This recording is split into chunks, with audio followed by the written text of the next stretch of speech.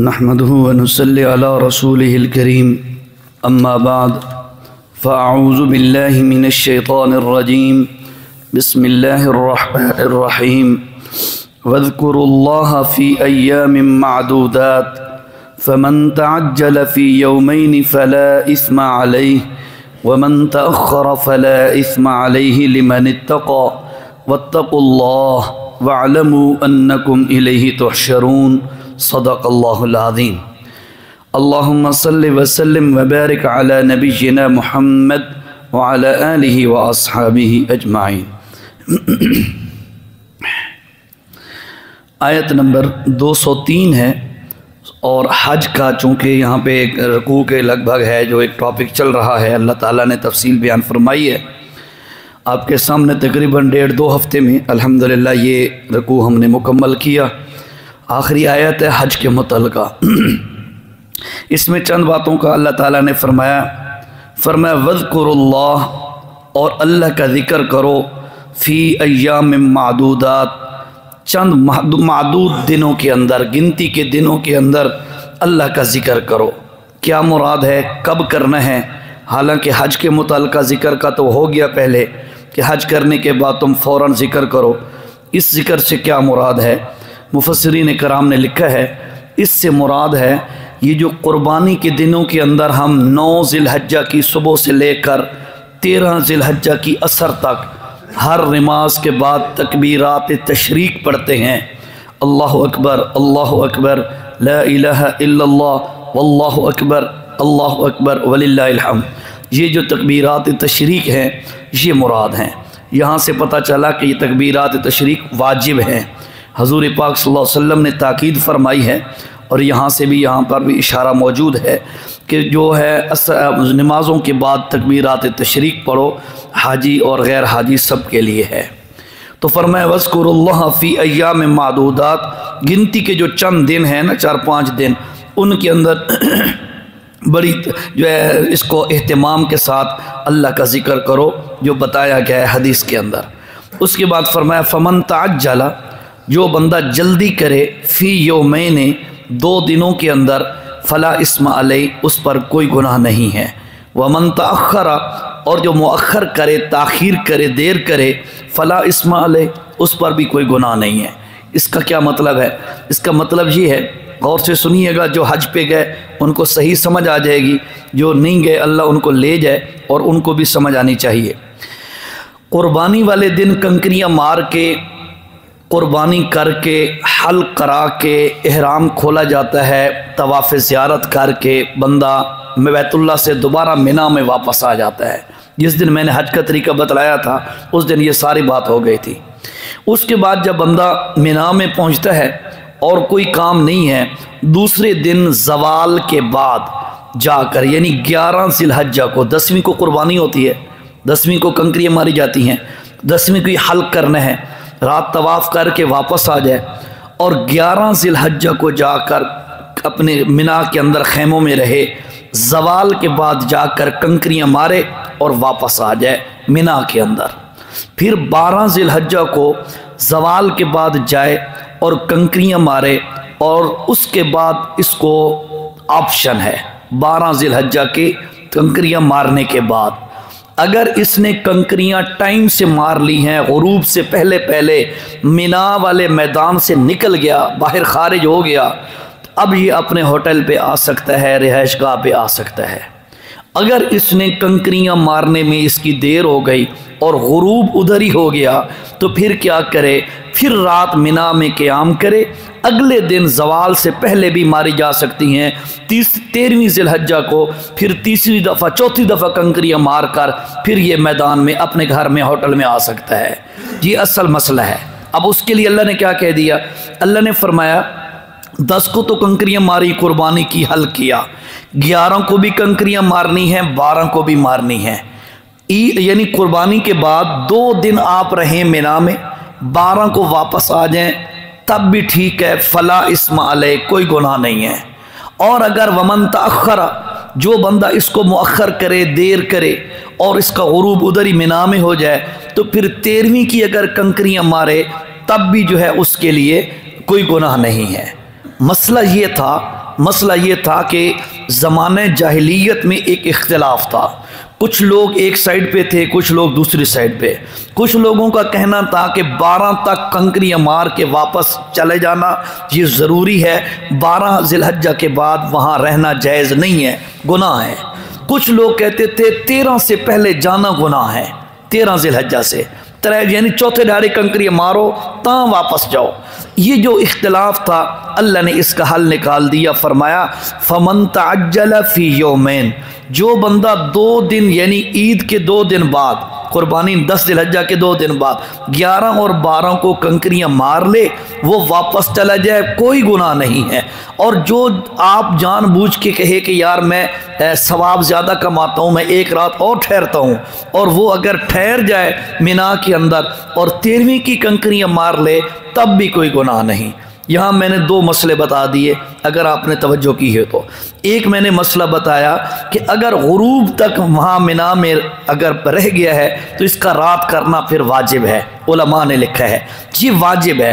लेकिन अगर कोई बंदा 12 की तारीख की कंकरियाँ मारने के बाद बखुशी वहाँ अपनी खेमे में चला जाए, भाई नहीं भाई एक रात में और अल्लाह के लिए कुर्बान करता हूँ, तब भी उसके लिए बड़ा अजर है और उसको शरन कोई ममानियत नहीं है। जी असल में मसला है, जो हाजी हो के आ गए उनको खूबी समझ आ गया होगा, जो नहीं गए उनको अभी पूरी समझ नहीं आई होगी। अल्लाह करे जब जाएंगे तो इंशाअल्लाह मज़ीद मैं ज़िंदा हुआ तो मैं रहनुमाई कर दूँगा, और बहुत सारे लोग हैं रहनुमाई करने वाले। अच्छा जी ये यहाँ पर इस बात का यानी ज़िक्र है हज के बाद, यानी कितना ठहरना है, 12 को वापस चले जाओ या 13 को चले जाओ, दोनों ऑप्शन मैंने आपको बता दिए। उसके बाद अल्लाह ने फरमाया लिमन इत्तक़ा वमन तअख़्ख़रा फ़ला इस्मा अलैहि, जो बंदा 13वीं तक ठहर जाए ना उस पर कोई गुनाह नहीं है। लिमन इत्तक़ा, जो बंदा डर रखता है अल्लाह का वो ज़्यादा ठहरेगा, ज़्यादा बातें करेगा, ठीक है। उसके बाद फरमाया वत्तक़ुल्लाह, और अल्लाह से डरो, वअलमू, और जान लो, अन्नकुम इलैहि तुहशरून, तुम अल्लाह के सामने जमा किए जाओगे, हाजिर किए जाओगे। यानी ये गल हमेशा से इन्हें रखनी है कि अस अल्लाह के दरबार पहुँचना ही पहुँचना है। कोई अल्लाह का हुक्म असा जान बुझ के छोड़ा, चाहे हज उम्रे से मुतल्लिक़ हो, चाहे ज़िंदगी के किसी और मौके का हो। तो फरमाया ये जहन में रख लो कि एक न एक दिन अल्लाह के सामने हाजिर होना है और एक एक बात का जवाबदेह होना है।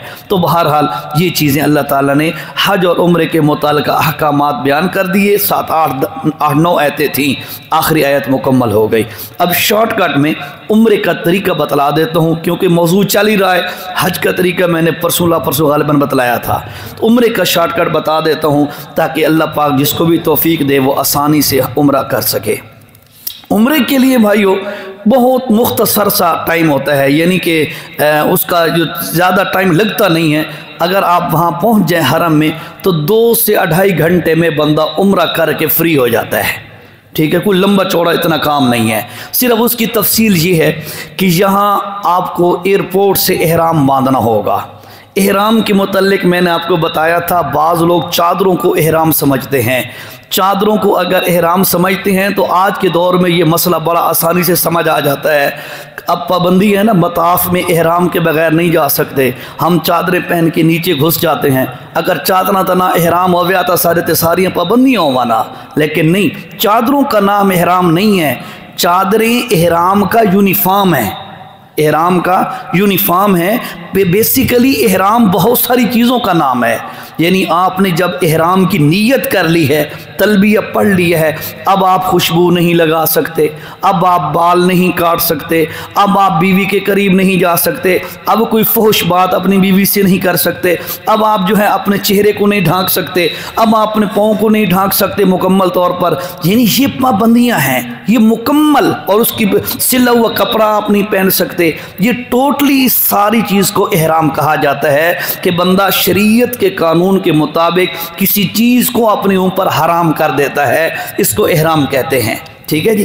तो अब यहाँ से जब बंदा नीयत कर, यहाँ से इस्लामाबाद एयरपोर्ट हमारे करीब है, अक्सर यहीं से जाते हैं, जहाँ से भी जाना हो तो यहाँ से एहराम क्यों बंधवाते हैं? उसकी वजह यह है कि अल्लाह ताला ने एक मीकात बनाई है, हद बनाई है। अपने हरम के इर्द गिर्द एक मीकात है, यहाँ से जाएँ तो यलमलम है, मदीना से आएँ तो जुल्हुलैफा है, और मुख्तलिफ़ किस्म की जो है जिस तरफ से भी आओ ना तो वो अपना मीकात है। अब यहाँ बात समझिएगा, उस मीकात से वो जो हद बंदी है उससे बंदा जो है इहराम के बगैर अंदर दाखिल नहीं हो सकता। ये ज़रूरी है, लाजिम है कि इहराम बांध के ही अंदर जाएगा और उम्रा करेगा।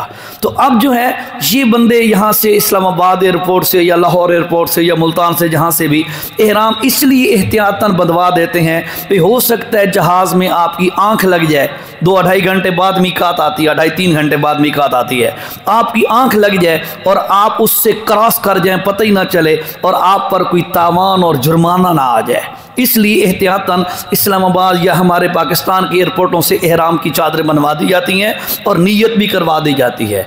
बेहतर तरीका ये है कि कई बेचारे ऐसे होते हैं कि वो जाते हैं ना इस्लामाबाद, फ़ौरन चादरें बांधी हो, लब्बैक अल्लाहुम्मा लब्बैक, और इहराम बांध लिया, नीयत शुरू कर दी।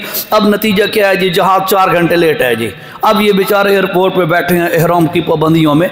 इसलिए उलमा ने मशवरा दिया है चादरें वगैरह बांध लो, सारा काम फिट कर लो, जब जहाज़ में बैठ के जहाज़ टेक ओवर करे, अब आपको यकीन हो गया भाई अब हम जा ही रहे हैं, फिर बंदा तलबिया पढ़ के नियत कर ले तो या अल्लाह अब मैं इहराम की नियत कर रहा हूँ। ये आसान रास्ता है। बहरहाल यहाँ से इहराम बांध कर सीधा जाएंगे जद्दा एयरपोर्ट में या मदीना एयरपोर्ट में, जहाँ पे मदीना वाले खैर इहराम नहीं बांधेंगे, जद्दा जाएंगे या मक्का में फ़्लाइट बहुत कम ही होती है, तो जद्दा एयरपोर्ट पे वहाँ पे जाएंगे। वहाँ से फिर आपको मक्का होटल में पहुँचाया जाएगा। होटल में पहुँचने के बाद आप इहराम की हालत में हैं। होटल में पहुँचने के बाद आप कोशिश करें फिल फौर जितना जल्दी इहराम को मुकम्मल करें और उम्रा पूरा करके इहराम खोलें। लेकिन कई साथी ऐसे होते हैं बिल्कुल रात का जगराता है जी और थके हारे हुए हैं और वहाँ पे पहुँचे आंखें कुछ खुल रही हैं, कुछ बंद हो रही हैं, और जी उम्रा करो, जी उम्रा करो। नहीं भाई, उम्रा कोई चट्टी नहीं है, उम्र कोई फटीक नहीं है। इसको ज़ौक़ के साथ इबादत समझ के करना चाहिए। जाओ, जाकर थोड़ा सा रेस्ट कर लो, आधा घंटा घंटा सो लो, ताकि आपके अंदर निशात और चुस्तगी आ जाए, फ्रेश हो जाओ। भाई यार मैं अल्लाह के हुजूर हाजिर होने वाला हूँ, सबसे बड़ा अल्लाह का घर है, तो मैं आधी नींद में और आधा जागता हुआ पहुँचूँ तो क्या फ़ायदा। नहीं, थोड़ा रेस्ट कर लो, शरीयत ने कोई मजबूर तो नहीं किया। जाकर चाय शय पियो, थोड़ा रेस्ट करो, रिलैक्स हो जाओ। रिलैक्स होने के बाद उसके बाद जो है आप सीधा हरम में चले जाओ। वहाँ जब आप बैतुल्लाह शरीफ के सामने जाएंगे, वहाँ पर इंशाअल्लाह तवाफ़ का तरीका तफसीलन बता देंगे, अब दर्स लंबा हो जाएगा। मुख्तसर ये है, सीधा आपने मकाम हजर यानी वो हजर अस्वद उसके सामने आपने पहुँचना है और वहाँ जाकर आपने इहराम तवाफ़ की नीयत करनी है। इहराम की नीयत आपने यहाँ से कर ली उम्रे की, अब वहाँ जाकर आपने तवाफ़ की नीयत करनी है। तो अल्लाहुम्मा इन्नी उरीदु तवाफ़ा सबअत अशवात, ऐ अल्लाह मैं तवाफ़ के 7 चक्करों की नीयत करता हूँ, ऐ अल्लाह इसको मेरे लिए आसान फरमा। फिर 1 चक्कर पूरा करना है एंटी क्लॉक, सारे घूम रहे होंगे पता चल जाएगा। दूसरा चक्कर, तीसरा चक्कर, 7 चक्कर पूरे करने के बाद आपने 2 नफल वाजिब तवाफ़ पढ़ने हैं। अब आपको उम्रा शुरू हो गया, तवाफ़ के 7 चक्कर लगे, उसके बाद 2 नफल वाजिब तवाफ़ हैं, ये वाजिब हैं, ये पढ़ने हैं। उसके बाद जो है जमजम पीकर आपने सीधा सफ़ा मरवा की साई के लिए चला जाना है। बेहतरीन एयर कंडीशन माहौल है, कोई गर्मी नहीं, आप जितना भी रश हो पड़े आपके लिए कोई दिक्कत नहीं है। ठीक है, आपने वहाँ जाकर जो है सफ़ा मरवा की साई करनी है। सफ़ा से शुरू करके मरवा पे जाना है 1 चक्कर, मरवा से वापस आना है सफ़ा पे 2रा चक्कर, फिर इसी तरह 3रा, 4था, 5वां, 6ठा, 7वां। आप मरवा पे जाएंगे, आपका 7वां मुकम्मल हो जाएगा। उसके बाद क्या करना है, जो है वहाँ मक्का टावर में भी बैठे हुए हैं, ज़्यादा नज़दीक वही हैं, वहाँ से निकलो। मक्का टावर के बेस में सारे हल्लाक बैठे हुए हैं, हल्लाक कहते हैं ये हल करने वाले, बार्बर शॉप। ठीक है, तो वहाँ जाकर अपना उससे सर मुंडवा लें। सर मुंडवाने के बाद आप जाकर नहा लें, आपका उम्रा पूरा हो गया, कपड़े आम पहन लें। बस ये टोटल 2 से 2.5 घंटे का काम है। ये उम्रे के अरकान यानी तरीक़ाकार है जो मैंने मुख्तसर अंदाज में आपको बता दिया। ठीक है जी, बाकी जो साथी भी जाए तफसीलन इंशाअल्लाह उसको समझा दिया जाएगा। और मैं तमाम साथियों से रिक्वेस्ट करूँगा, खुदारा अपनी जो है ना, कभी नारायण का गान जा रहे हैं जी, कभी आउटिंग के लिए कहाँ जा रहे हैं, अल्लाह की कसम है सबसे बड़ी आउटिंग मुसलमान की बैतुल्लाह है या मस्जिद नबवी है। इससे प्यारी जगह कायनात में कोई नहीं है। बस फोकस करो, टारगेट बनाओ, यार मैंने जाना ही जाना है। अगली बात मैंने आपको उस दिन भी बताई थी, पैसा नाल कोई नहीं वेंदा भाई, अल्लाह कोलो मंगो तो कोशिश करो बस। और उसका मैंने बताया था वुज़ू, याद है होगा आपको इंशाल्लाह, है कि उम्रे का वुज़ू कर लो। वुज़ू क्या है उम्रे का? उम्रे का वुज़ू है पासपोर्ट बनवा लो, ताकि आपके ज़हन में कंफर्म हो जाए कि यार मेरा पासपोर्ट बन गया, अब मैंने पूरी कोशिश करनी है। ये काम करो, थोड़ा सा अल्लाह की तरफ मुतवज्जो हो, वो अल्लाह पाक खुद ही रास्ते आसान बना देता है। बड़े बड़े गरीब लोग भी अल्लाह ताला उनको हज का, मैंने आपको बताया था रोखड़ी का बंदा जिंदा मौजूद है, हाजी जफ़र साहब की उम्र का है तकरीबन बॉडी लैंग्वेज भी उसकी इसी तरह ही है, तो वो 4 हज कर चुका है। और ख़ुद वो क्या करता है? कब्रें खोदता है। कब्रें खोदने वाले के पास कितना माल होगा, गरीब आदमी है, 4 हज कर चुका है। पैसा नाल कोई नहीं वेंदा, अल्लाह की तरफों जिले बुलावा आंदा है बंदा तां वेंदा है। इस वास्ते अल्लाह दे कोल अपने आप को कबूल करवाओ। हमारे मदारिस में एक लफ्ज़ इस्तेमाल होता है, वो क्या है? काबिलियत से नहीं, कबूलियत से बात बनती है। एक लड़का बड़ा काबिल है लेकिन अल्लाह को कबूल नहीं हुआ अल्लाह के यहाँ, तो वो बेचारा ज़ाय हो जाता है। एक बंदा मेरी तरह नाअहल और नाकाबिल होता है लेकिन अल्लाह ताला कबूल कर लेते हैं अल्लाह अपने दीन की खिदमत के लिए, तो ये उसका अपनी रहमत और ख़ास करम होता है। इसलिए अपने आप को अल्लाह के दरबार में कबूल करवाओ, और वो कबूल बंदा होता है दुआओं से, कोशिश से। ये करोगे इंशाअल्लाह अल्लाह ताला रास्ते आसान कर देगा। हर बंदे से अल्लाह मोहब्बत करता है, हर इंसान का वो अल्लाह है, हर इंसान का वो मालिक है, हर इंसान की वो दुआएं सुनता है। बस कोशिश करें, इंशाअल्लाह अल्लाह ताला आपके लिए आसानियाँ करे। मेरी भी दुआ है अल्लाह मुझे भी बार बार ले जाए, आप सबको अल्लाह ताला बार बार ले जाए। जितने हमारे दर्स को सुनने वाले हजरात हैं, मर्द औरत, सबको अल्लाह ताला बार बार हरमैन की हाज़िरी नसीब फरमा दे। अल्हम्दुलिल्लाहि रब्बिल आलमीन वस्सलातु वस्सलामु अला अशरफिल अंबिया'i वल मुरसलीन व अला आलिहि व अस्हाबिहि अजमाइन। अल्लाहुम्मा इन्नका अफ़्वुन करीम तुहिब्बुल अफ़्व फ़अफ़ु अन्ना या रहीम या करीम। रब्बना आतिना फ़िद दुनिया हसनह व फ़िल आखिरति हसनह व क़िना अज़ाबन नार। अल्लाहुम्मा अरिना मनासिकना व तुब अलैना इन्नका अंतत तव्वाबुर रहीम। हस्बुनल्लाह सयुअतीनल्लाहु मिन फ़ज़लिहि व रसूलुहु इन्ना इलल्लाहि राग़िबून। अल्लाहुम्मा तक़ब्बल मिन्ना इन्नका अंतस समीउल अलीम। व सल्लल्लाहु अला नबिय्यिल करीम। आमीन।